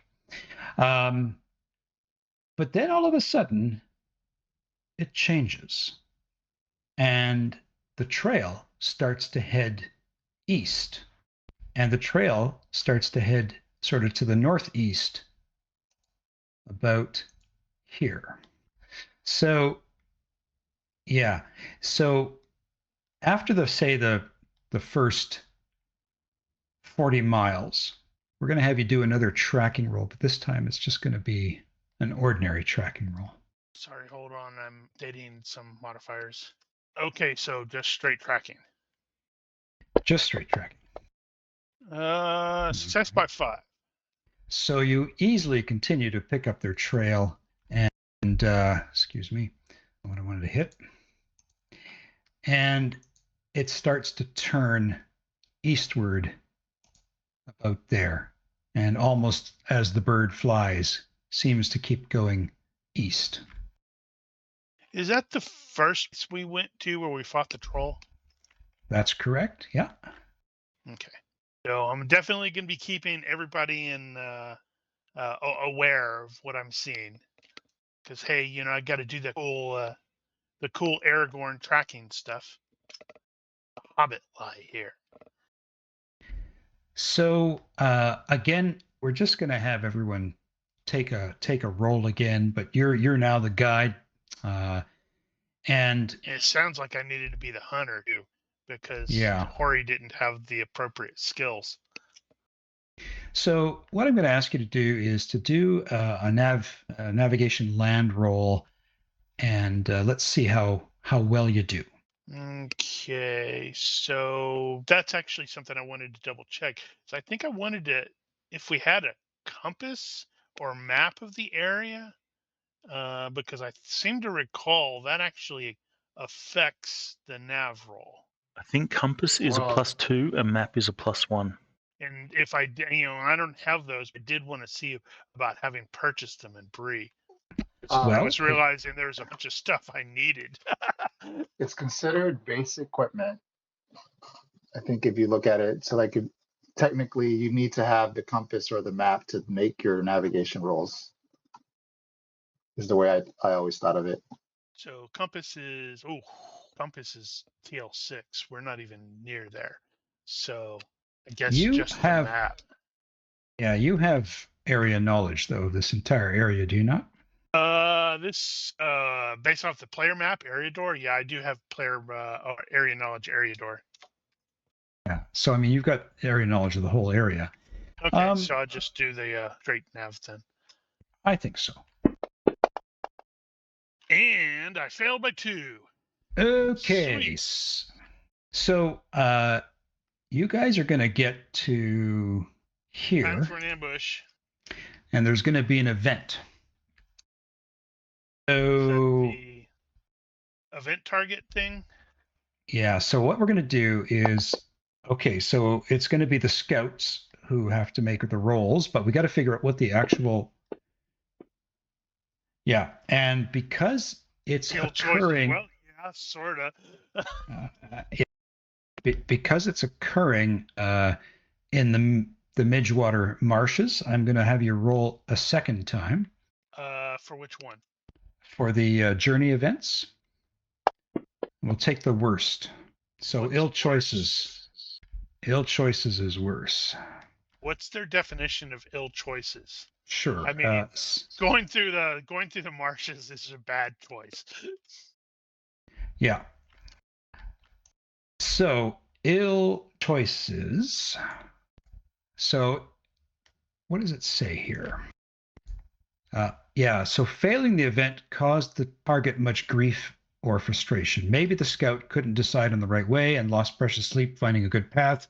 The hunter worried about scanty provisions. The lookout feared constantly about putting the company in danger, something along that lines.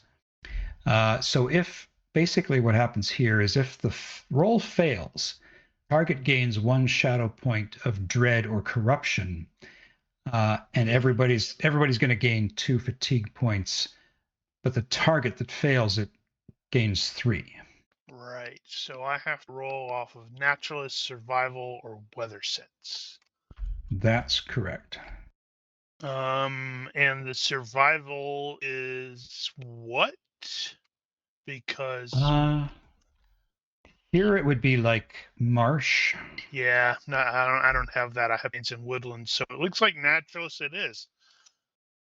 So how would you describe this ill choice for Ooh. you? That's a tough. It's probably he's just not positive. Are they using are these people trying to use the marshes to throw off trackers? So he's like Okay. double checking and triple checking and quadruple checking, and it's slowing us way down. Okay. So you get into the midwater marshes, the no-see-ums are biting you, irritating you. Everything is just annoying you all. And Hey, we've seen these in the movie. That's it. So yeah. What do they eat when they don't have Hobbit? So everybody will take 2 fatigue points because of this. I assume we recovered all our long-term fatigue over the stay, Bree. Yeah. You sure did. Okay, so make another nav roll, if you please.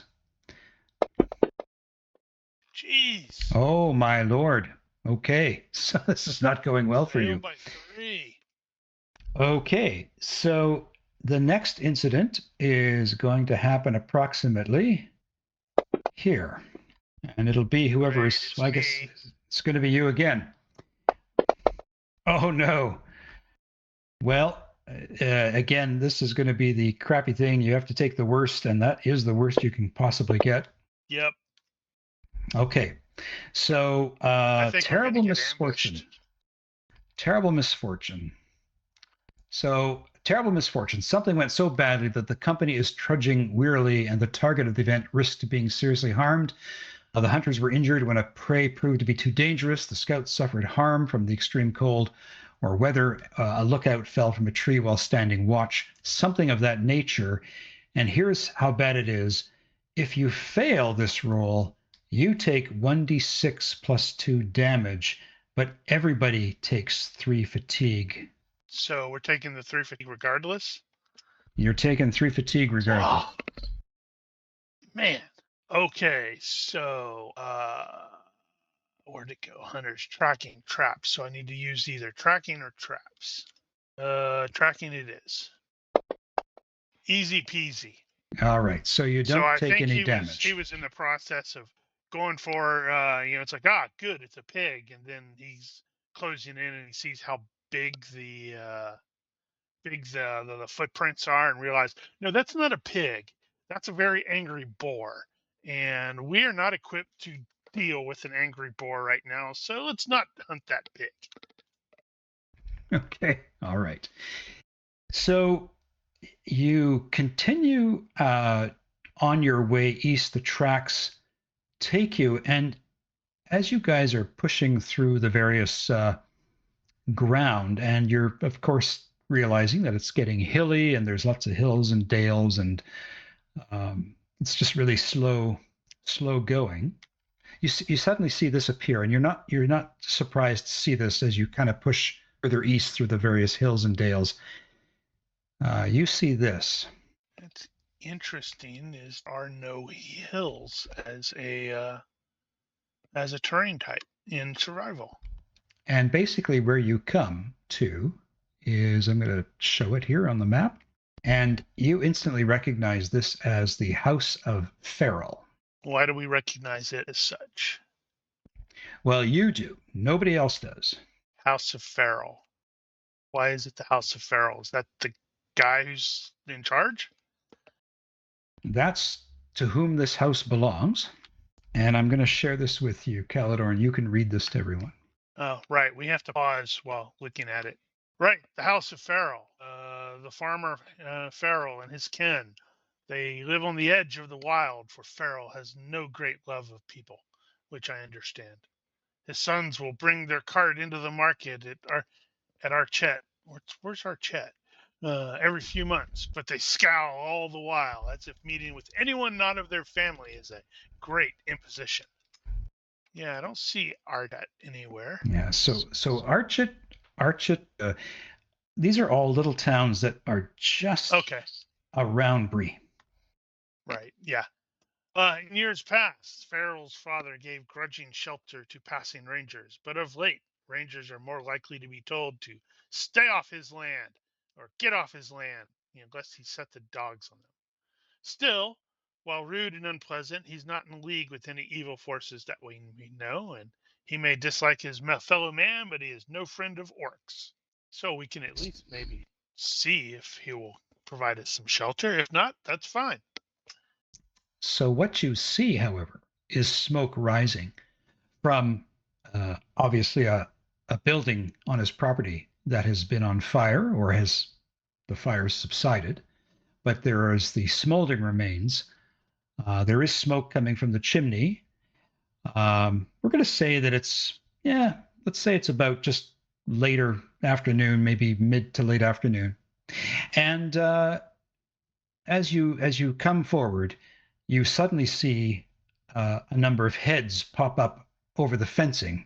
The fencing is probably only about 5 feet high. It's not a big barrier. But you suddenly see these heads pop over, and you see longbows being drawn back, and shouts from the walls to say, "Stop! Don't come any closer, or we will fire." Ho, Master Farrell! It is I, Caladorn, Ranger. What do you want? We are tracking some miscreants, and it seems you have had some trouble. I have, and I want no more. So I would advise you to make a wide berth and pass us by, please. If that is your wish, we shall do so. But could we ask you a few questions regarding the miscreants we are potentially following? Not potentially, we are following. You mean like the ones that attacked my property the other night? Oh, okay. Well, what can you tell us of them? Were they led by a man with a blue hat and silver scarf? That bastard. Well, and he looks down at you all. You might as well come in then. At least you can get out of the damn wind, and I'll tell you what I know. That is greatly appreciated. So the gates. Totally tell Nain, please, you shouldn't talk at all. So he opens the gates to his compound. You see a farmhouse. You see a little barn, the burning remains of what would have been an outbuilding. There's some rows of hedges along the fence line. He's got a large garden space. And you can see at intervals along the fence line, you can see that there are ladders set up so that people can get up there to cover the ground out from the fence line. This is Farrell. Yep, he looks angry. So Farrell says, "Yeah, come on in, Ranger. It's too bad you weren't get those furrows in your brow like that. It's too bad you weren't here the other night. But I guess you were off wandering." No, we were night away pursuing these people, it seems. Yes, well, and he motions you to come and sit over by a fire that's burning off, a little bonfire that's burning off to the side of the path leading into his compound. And I'll introduce the rest of my fellowship here. All right. So he eyes the dwarf all three suspiciously. He eyes the halfling with a little bit of suspicion. He thinks it's weird that there's a hobbit this far out from Bree and the Shire. He says, "Well, here, why don't you have a seat by the fire?" And he calls his family around. I was about to say, if Elle had the scowly face, then I was going to be super impressed. So he says, "Yeah, come have a seat." And he's got his sword, and he's kind of got it in his hands, as you see. Well, you tell me, who were you following and how many? First, it was this fake wizard who was apparently sort of abducted a local from Bree.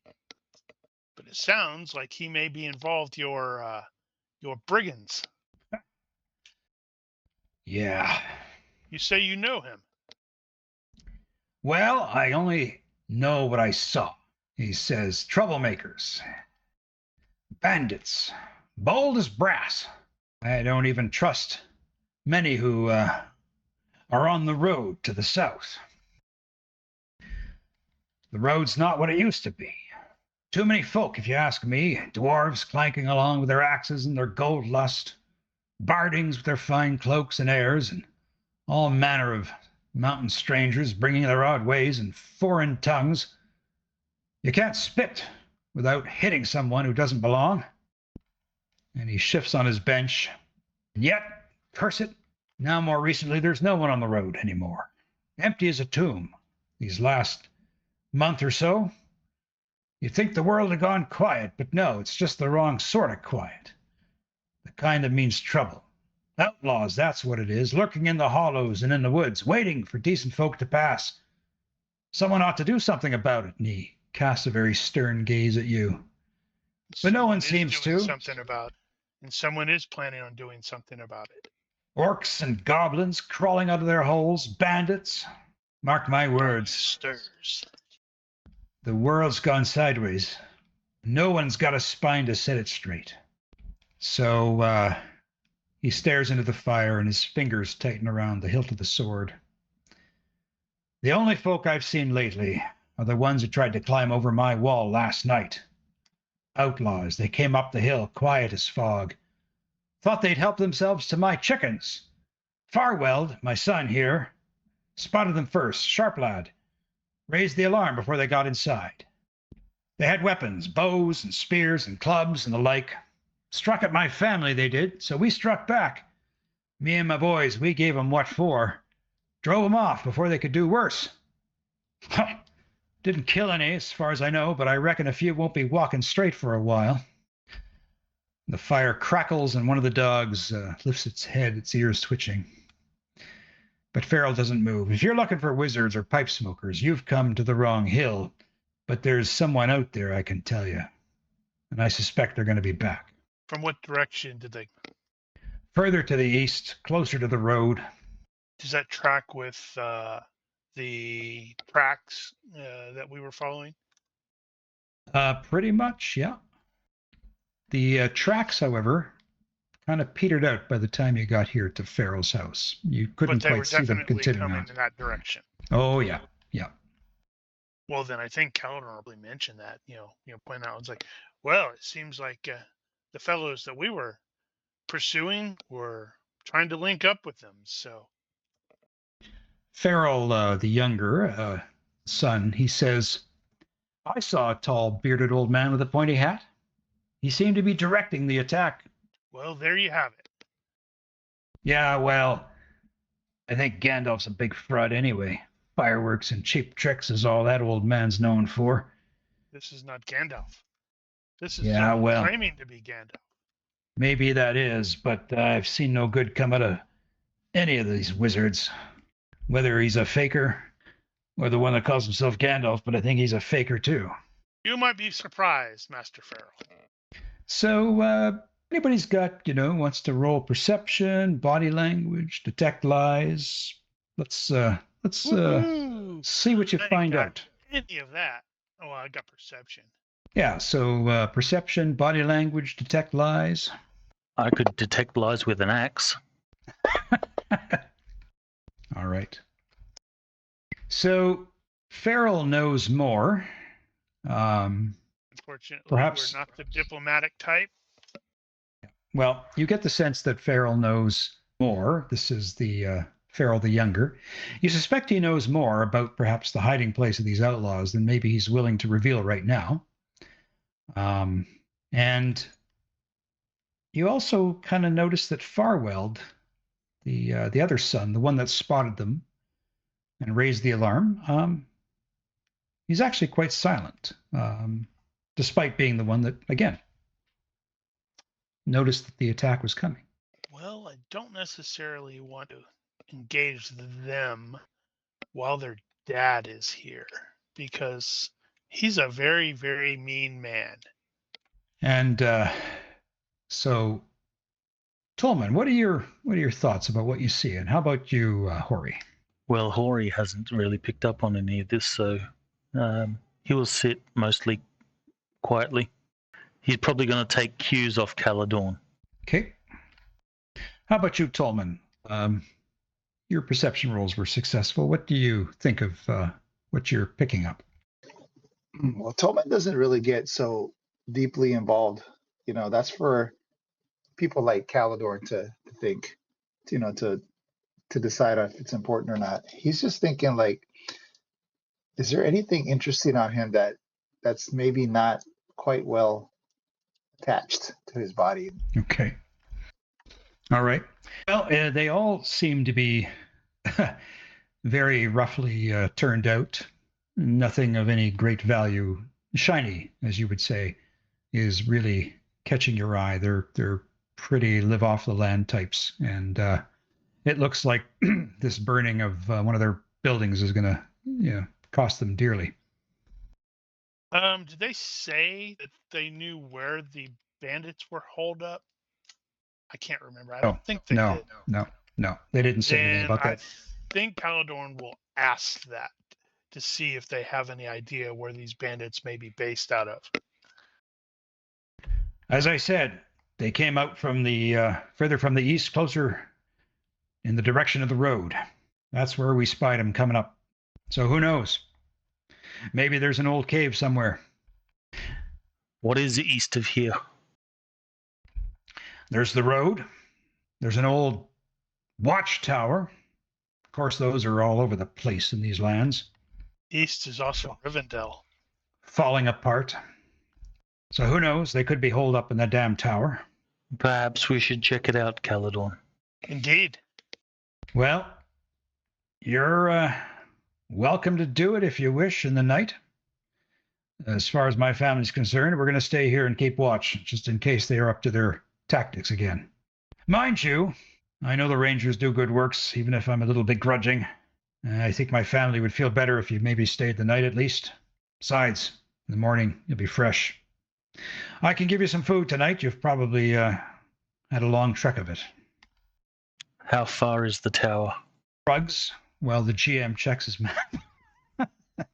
If they are held up in the tower, and they are very brazen, it is quite possible that they have an open fire, and we can see that from a long ways off. True that. If the tower is not too far, and we see a fire, we can return here for the night and then travel to the tower in the morning, once rested. He says the tower is only a few miles from here, not far at all. It's just a little off the road. Then we might be able to see it from here. No, unfortunately, the way the land folds and rolls, you can't see the tower. If somebody did have maybe a light at the top of it, you could probably see where it is. So yes, scouting forward to try to investigate, and maybe we can leave Nain and Grog here, just because, well, they're not active PCs at the moment, and yeah, they look a little under the weather. They get eyes on. Well, can just make the argument that they're there to augment the family's defenses as necessary. Besides, sure. They're doing that weird standing, swaying back and forth a lot. The hands on their waist, just staring off into the distance. Yes, it's a little creepy sometimes. So Nain and Grog, they will stay here and be of some use. Perhaps keeping a fire going, or perhaps entertaining some of the soothing out the jolted nerves, as it were. Yes, indeed. And Farrell the younger says, he walks over to you at the gate and he says, I do suspect they're hiding in that tower. I just can't be sure. If you head down in an easterly direction, down towards the road, you'll come to it. Is there anything else you can tell me about the terrain that might stand out? Good ambush points, good hiding places, etc. Not really. He says, again, the land here is all rolling and there's thickets. If you, I think he says, if you keep to the low points and keep moving in an easterly direction, who knows, you might even find their trail from last night. I mean, I know I got one in the leg, I'm sure of it. Very good. Thanks many thanks for your assistance. Give him the cool handshake where we would grab each other's forearms. Okay, and so Look after your yeah. family. So the trail, at least of the group that you were following, had kind of ended. What do you begin with in terms of trying to pick up maybe a blood trail? Yeah, if this is less than a day old and this is a group, it should be pretty easy to track. I agree. So I would Goodness. say you probably got a good +4 while you've still got some light. It's actually +6 because it's a group. There you go. By 12. By 12. So you easily pick up through the terrain where Yep, this guy got shot in the leg. the feet came up. Many feet came up from different directions, but it was all kind of converging from a point to the east. And it is indeed in the direction that Farrell had indicated. So at this point, you continue to follow, and now you can sort of see in the grass where somebody was dragging their foot, and others perhaps were helping. You can sort of see where people were stumbling. There is some blood on the ground. Over here, you see where they stopped and somebody removed or tried to remove the end of an arrow. And you see some bandaging discarded, some torn clothing. But alas, we don't find this guy is not going to make it. We cannot allow you to compromise the integrity of the mission. Stab, toss the body into the ditch. No, you don't see anything like that. So as the evening falls in, you do see this, the top of this from a distance. I'll say you're not this close.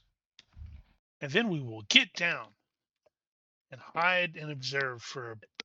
Okay. I know Caladorn and Tolman are really good at stealth. What about Hori? Hori's pretty Actually, I good, think except Tolman- he has heavy armor, so makes a bit of noise. Yeah. I think Tolman's actually a lot better than I am. What's the rule for stealth in armor? It's half the DR or encumbrance, whichever's worse. I think that's the rule. I think it's twice the encumbrance. Yeah, penalty equal to your encumbrance level. No, so it's just encumbrance. I believe that martial arts or low tech expands on that and says it's half the we don't DR or have that something. I'm just See, I don't think that makes any sense, half the DR, because you could get magical DR. And, it's like, okay, well, hey, I've got magic DR of 10. Why am I at -5 when I'm wearing this super awesome elf chain that is, hard as dragon scale and, light as a feather? I'd say it wouldn't include should the be magical encumbrance. component. As you look at the tower, I'll just ping it for you on the image. You do see smoke billowing from this side. It's really low, but it's kind of billowing up from this bottom part of the tower. There aren't any windows or arrow slits per se. It looks like a tumble down tower with the top broken open to the elements. And you don't know about any further entrances except for the one that you see in the image.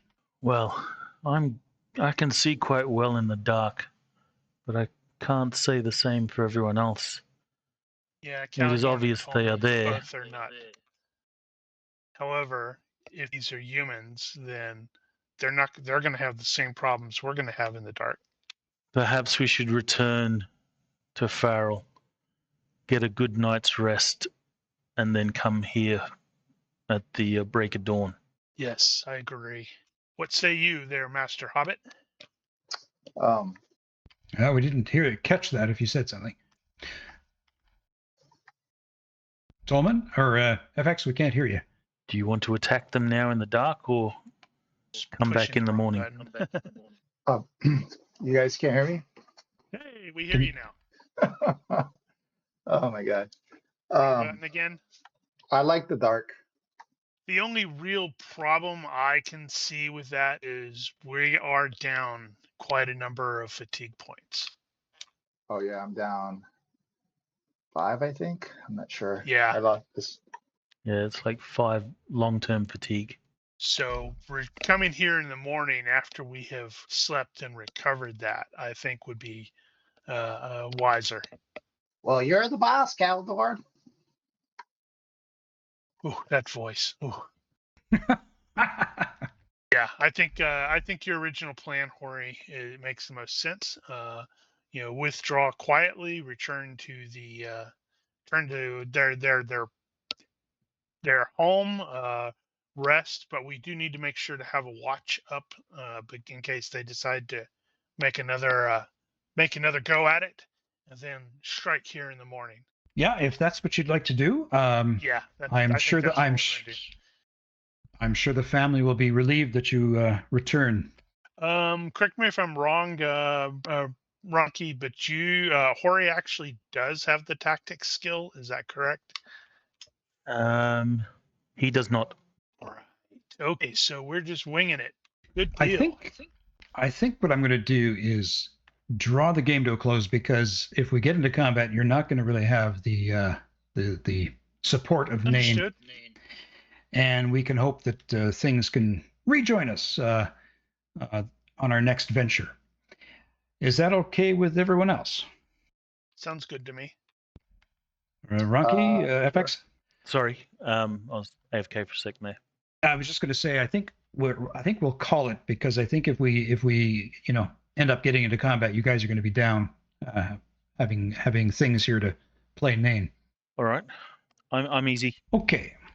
Yeah, I think we'll call it for the night, and hopefully things can rejoin us the next time we pick it up.